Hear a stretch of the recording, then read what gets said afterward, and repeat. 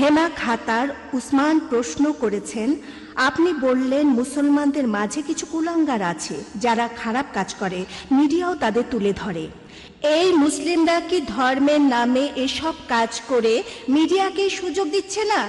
এতে অমুসলিমরাও ভুল বুঝছে। প্রশ্নটা করেছেন একজন অমুসলিম, আর খুবই সুন্দর প্রশ্ন, যে মুসলিমদের মধ্যে বেশ কিছু কুলাঙ্গার আছে, এই কুলাঙ্গাররাই কি মিডিয়াকে ইসলামের নামে মিথ্যে কথা ছড়ানোর সুযোগ করে দিচ্ছে না? এই কুলাঙ্গাররা তো আসলে কোনো মুসলিমই নয়। একজন মুসলিম কখনো এমন ভুল কাজ করবে না।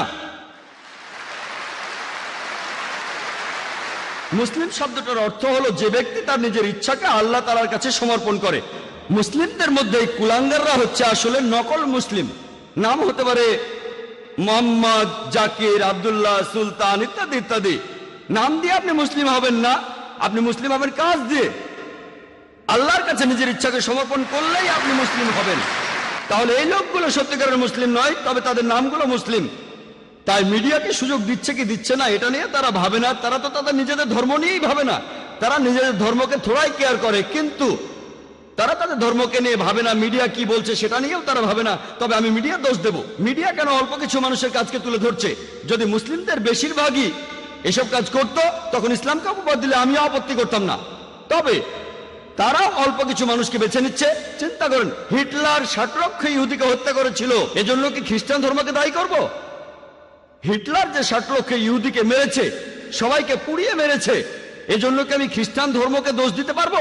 না, কারণ বাইবেলের কোথাও লেখা নেই যে তোমরা 60 লক্ষ ইহুদিকে হত্যা করবে। এমন কিছু বলাটা খুবই ভুল হবে। সেজন্য আমি এইসব কুলাঙ্গারদের চাইতে মিডিয়াকে বেশি দোষ দেব। প্রত্যেক গোত্রে আপনারা কিছু কুলাঙ্গার খুঁজে পাবেন, আর আমি আমার অনেক লেকচারে এইসব কুলাঙ্গারদের বিরুদ্ধে বলেছি। মিডিয়ার উচিত এমন খবর প্রচার করা যেটা সত্যি, কিন্তু তারা এইসব কুলাঙ্গারদের দেখিয়ে বলতে চায় এরাই হচ্ছে আসল মুসলিম।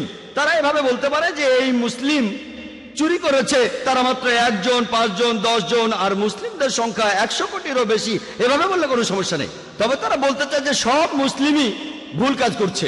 যদি একজন মুসলিম ড্রাগস নিয়ে ধরা পড়ে, মিডিয়া এমন ভাব করবে যেন সব মুসলিমই ড্রাগস নিয়ে ব্যবসা করে যাচ্ছে। মিডিয়ার উচিত হবে সত্য কথা প্রচার করা। আমিও সেটাই চাই। আশা করি উত্তরটা পেয়েছেন। হ্যাঁ ভাই। ডক্টর জাকির নায়েক, পিস টিভির কার্যক্রম শুরু করার জন্য আপনাকে আগাম অভিনন্দন। আমি দর্শকদের হাততালি দিয়ে অভিনন্দন জানাতে অনুরোধ করছি।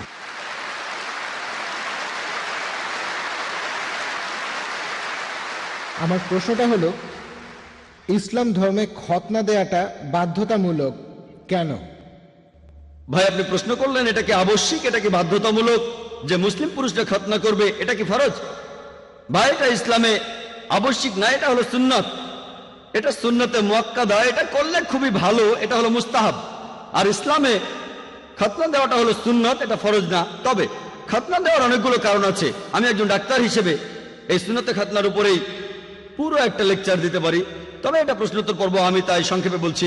আজকে বিজ্ঞান আমাদের বলে যদি একজন লোক খতনা করে তাহলে তার কার্সিনোমা অব পিনাস হওয়ার সম্ভাবনা কম, লিঙ্গে ক্যান্সার হওয়ার সম্ভাবনা কম। খতনা দেয়া থাকলে সম্ভাবনা কম, যদি খতনা দেয়া না থাকে তাহলে সম্ভাবনা বেশি। বেশ কিছু রোগ আছে যেগুলো প্রতিরোধ করা যায় যদি খতনা দেয়া থাকে।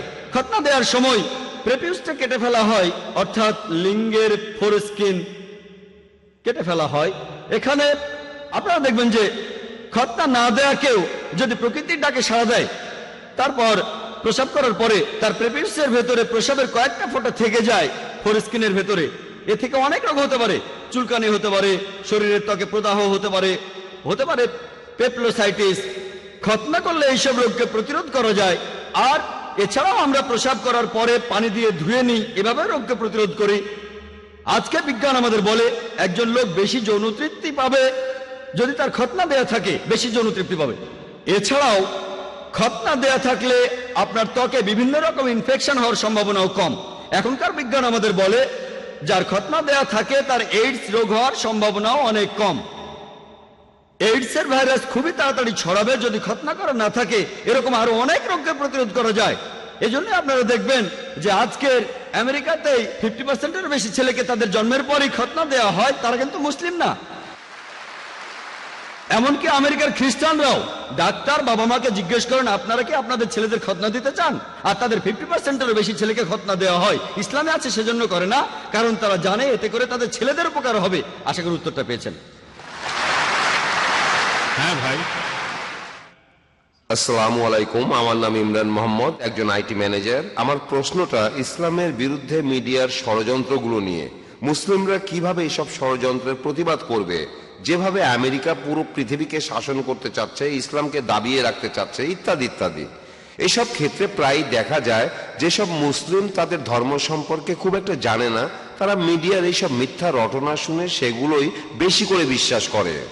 মুসলিমদের কিভাবে এসব ষড়যন্ত্রের মোকাবেলা করা উচিত? ভাই, আপনি একটা প্রশ্ন করলেন যে কিভাবে একজন মুসলিম প্রতিবাদ করবে বিভিন্ন ষড়যন্ত্রের বিরুদ্ধে যেগুলো আমেরিকানরা ইসলামের বিরুদ্ধে প্রচার করে থাকে, আর আমরাও বুঝতে পারি না যে কি করতে হবে। প্রথমে যেটা করতে হবে, আগে জানতে হবে আমাদের দিনকে। দুর্ভাগ্যজনকভাবে বেশিরভাগ মুসলিমই নিজের ধর্ম সম্পর্কেই জানে না। এই জন্যই আমরা এই সমস্যায় পড়ি। যদি নিজের ধর্মটা ভালোভাবে জানি, তাহলে মিডিয়া এই মিথ্যা কথাগুলো প্রচার করার সুযোগ পাবে না। দুর্ভাগ্যজনকভাবে আমরা আমাদের ধর্মকে জানি না, আর এ কারণে মিডিয়া যখন বিভিন্ন খবর প্রচার করে আমরা মুসলিমরা লজ্জিত হই, তাদের সে কথাগুলো মেনে নেই। আমি একটা উদাহরণ দেই। একবার এক ধার্মিক মুসলিম, মাশাআল্লাহ, তিনি একদিন আমাকে বললেন, ভাই জাকির, আপনি কি জানেন এই তালেবানরা তারা খুবই নিষ্ঠুর খারাপ মানুষ। আমি বললাম কেন? কারণ কি? কারণ তারা মহিলাদের মারে। আপনাকে কে বলেছে? আমি নিজের চোখেই দেখেছি। কোথায় দেখেছেন? আমি বিবিসিতে দেখেছি। আমি এখানে তালেবানদের পক্ষে কথা বলছি না, তারা আমার বন্ধু না, আবার শত্রুও না। তাদের পক্ষে বলছি না, তারা আমার বন্ধু না। আমি পৃথিবীর বিভিন্ন দেশে ঘুরে বেড়াই। একবার মালয়েশিয়াতে লেকচার দিচ্ছিলাম, সেখানে এক দম্পতি, তারা দুজনেই ডাক্তার। একজন স্ত্রী রোগ বিশেষজ্ঞ, অন্যজন শিশু রোগ বিশেষজ্ঞ। তারা 1 মাসেরও বেশি সময় আফগানিস্তানে ছিলেন। সেখানে তারা আহত লোকদের চিকিৎসা করছিলেন। আর সেই মহিলা ডাক্তার, তিনি আমাকে বললেন, টেলিভিশনে যে ভিডিওটা দেখানো হয়েছে, তালেবানরা এক মহিলাকে মারছে, তারা তালেবান না। আপনি কিভাবে জানলেন?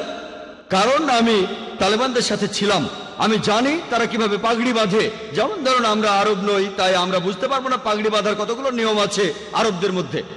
তবে আরবরা জানে যে আরব আমিরাতে পাগড়ি পরার নিয়ম একরকম, সৌদি আরবে পাগড়ি পরার নিয়ম আরেক রকম, কুয়েতে পাগড়ি পরার নিয়ম আলাদা। তারা জানে, কিন্তু আমরা জানি না। মহিলা তালেবানদের সাথে ছিলেন, তাই জানেন যে লোকগুলো পাগড়ি পরেছে সেই ভিডিওতে, তালেবানরা সেভাবে পরে না। তাই এই শুটিংটা হলিউডে বা অন্য যেখানে হোক, তারা ভালোভাবে সেই শুটিংটা করতে পারেনি।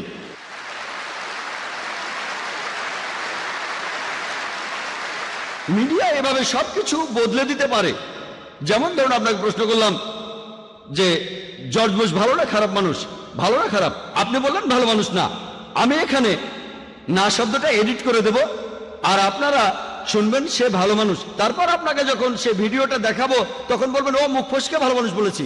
আপনি ভালো মানুষ বলেননি, আপনি বলেছেন সে ভালো না। আমি না শব্দটা এডিট করে দিলাম, তারপর আপনাকে দেখালাম, দেখুন ভাই, আপনি ভালো বলেছেন।